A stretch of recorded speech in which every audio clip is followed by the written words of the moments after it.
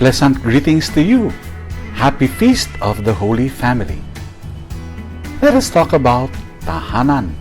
You know, Mr. Gary Granada, a Filipino poet and songwriter, once suggested that the Filipino word tahan should be translated as peace. Tahan doesn't mean to stop, halt, or end. It is more like be comforted, be consoled, or be at peace. And I totally agree.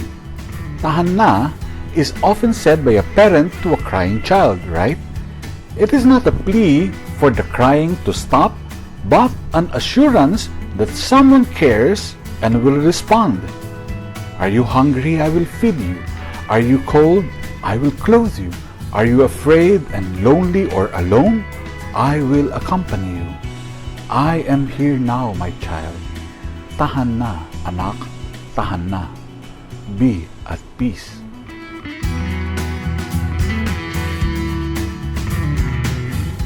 You know, in the scriptures, tahan is equivalent to shalom. In various translations of the Bible, for example, in King James Version, we hear in Mark 4 verse 39, "And Jesus arose, and he rebuked the wind, and said unto the sea, Peace, be still. And the wind ceased, and there was great calm." In the Hebrew Names Version, we hear the Gospel of Mark say, "He awoke, and he rebuked the wind, and said to the sea, Shalom, be still. The wind ceased, and there was great calm." You know, in our translation of the Gospel of Mark, we can possibly say, "Pagbangon niya, inutusan niya ang hangin at sinabi sa dagat, Shalom, maging payapa. Nabawasan ang hangin at nagkaroon ng ganap na kapayapaan." It is beautiful, isn't it? But you see, tahan is also pananahan. It is a dwelling presence. In the Gospel of John, chapter 1, verse 14, in the Filipino version, ang Biblia of 1978, we read, "At nagkatawang tao ang Verbo, at tumahang sa gitna natin. At nakita namin ang kanyang kaluwalhatian gaya ng sa bugtong ng Ama, na puspos ng biyaya at katotohanan." So you see, tahan is marked by pananahan, the dwelling presence of God.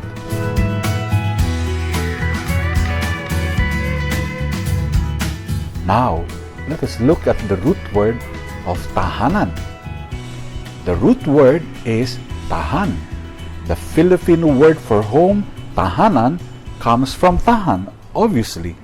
Originally, tahanan meant a place of peace more than just a dwelling. Our language reminds us of our innermost desire for our home to be a place of comfort, consolation, serenity, and peace. We dream that going home is like a journey to happiness, a foretaste of heaven. It is not surprising that tahanan is right there, at home, where one's family is.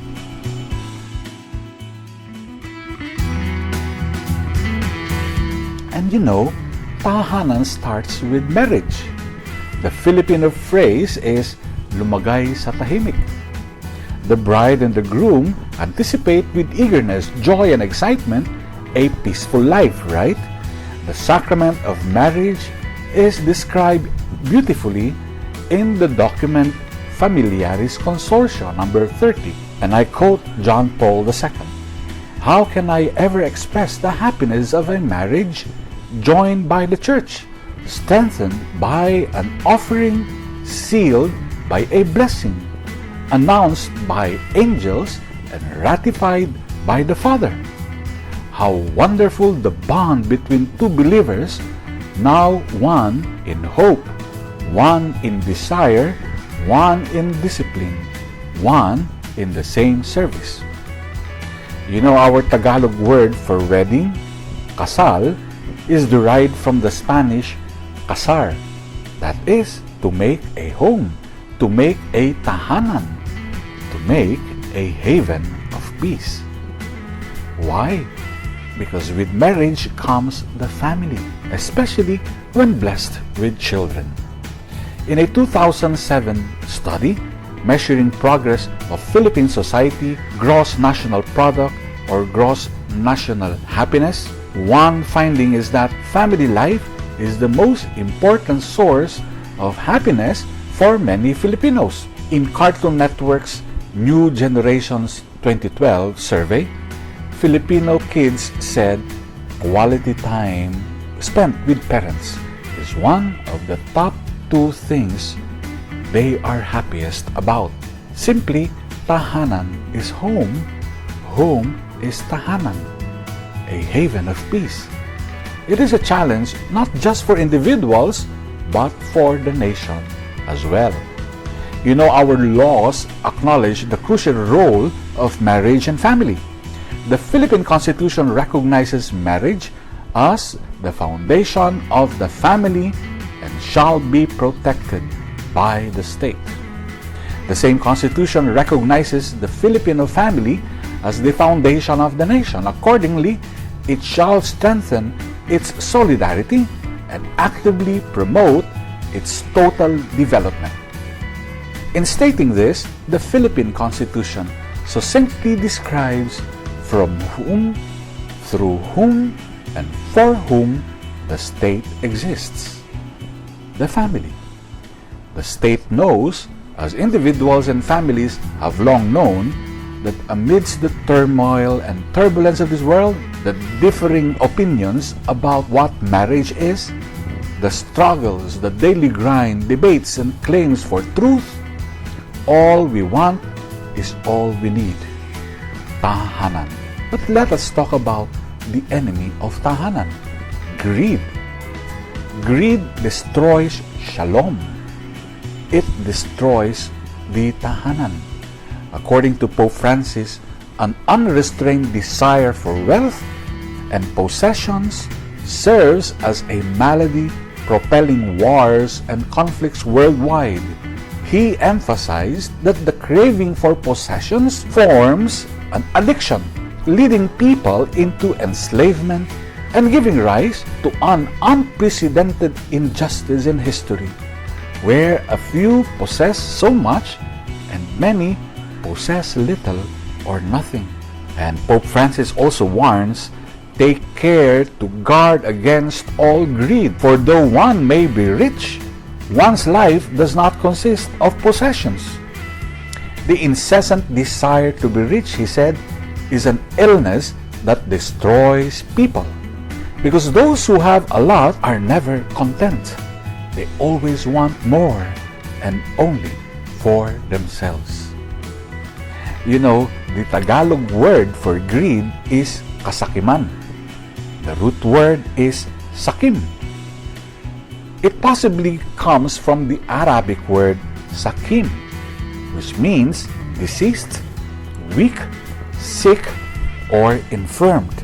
Greed is a disease, and it starts in the home. Greed corrodes the fabric of the tahanan. Greed infiltrates not only individuals but entire families, entire institutions. Everything seems to revolve around the relentless pursuit of money. More troubling is the erosion of our moral values, giving rise to a culture of corruption, cheating, and falsehoods. We find ourselves at a nadir, and the root cause is clear: greed, pagiging sakim. Our leaders, driven by insatiable avarice, seem to have forgotten the very essence of Christmas and its message of love and service. So here are 2 tahanan challenges.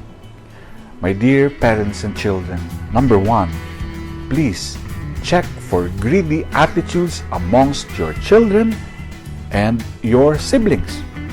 As long as greed is present in the heart of a family member, death in your relationship is by the doorstep of your tahanan. Why?